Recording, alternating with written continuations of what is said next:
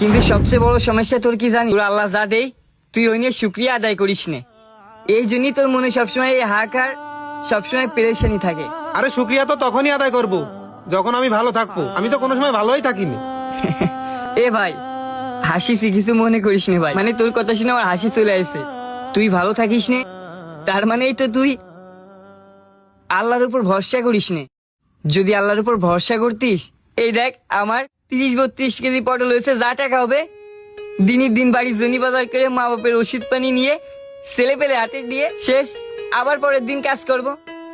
আমার সঞ্চয় করতেই হবে এমন কোনো চিন্তা নেই, এই জন্য আমার টেনশনও নেই। সঞ্চয় করবি নে, তাহলে তুই পরবর্তীতে চলবি কি করে? এ ভাই, নিজের রুহুরে না দিয়ে, নিজের সকালাত পূরণ না করে সঞ্চয় করলেই হবে? যখন অনেক কিছু করা হবে তার থেকে কিছু থেকে যাবে, ওই দিয়ে সঞ্চয় হিসেবে রাখবো। আচ্ছা এই কথা বাদ দে, চল আজান দেশে নামাজটা পড়ে আসি। আরে না না, আমার বাজারে কাজ রয়েছে অনেক, বাজার ঘাট করব, বাড়ি যাব। এ ভাই, আমিও বাড়ি যাব, দুই ভাই চল নামাজটা পড়ে একসাথে বাজার করে নিয়ে বাড়ি চলে যাবা না? আরে না, আমার গায়ে মায় কাদা মাদা, নামাজ হবেন না, তুই যা।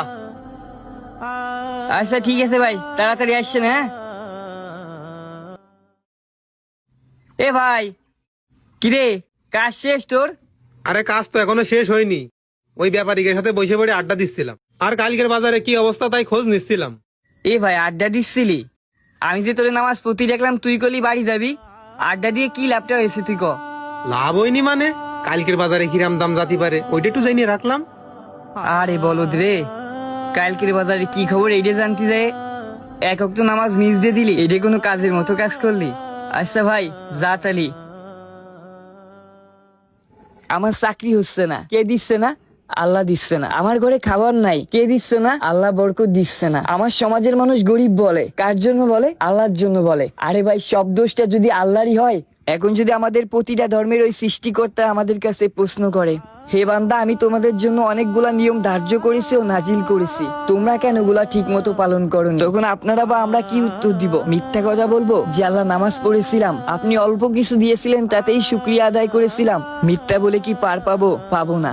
আল্লাহ নিজেই বলেছে, যে বান্দা অল্প কিছুতেই খুশি হয়ে যায় আমি তাকে ভরপুর দিই। কিন্তু আমরা মানুষে এতটাই লোভী, এতটাই খারাপ, আমরা কখনো শুকরিয়া আদায় করতেই জানি না। শুকরিয়া কি এটাই জানি না। একটু পাইলে আমরা আরো অনেক চাই, আমাদের জীবেটা আমরা এত বড় বানাই ফেলছি। ভাই, আমি পাপি, আপনিও পাপি, কিন্তু বিশ্বাস করেন আল্লাহ শুকরিয়া যে আদায় করছে, ওই বান্দার সফলতা একদিন না একদিন ঠিক পাইছে। তাই থেকেও নাই নাই করেন না। ব্যবসাতে টুকটাক বেচা কিনা হচ্ছে, ওইটা নিয়ে শুকরিয়া আদায় করেন, আলহামদুলিল্লাহ বলেন। বেশি চাইতে চাইেন না, আল্লাহ একদমই নাই করে দিবে। বুঝে থাকলে ধন্যবাদ।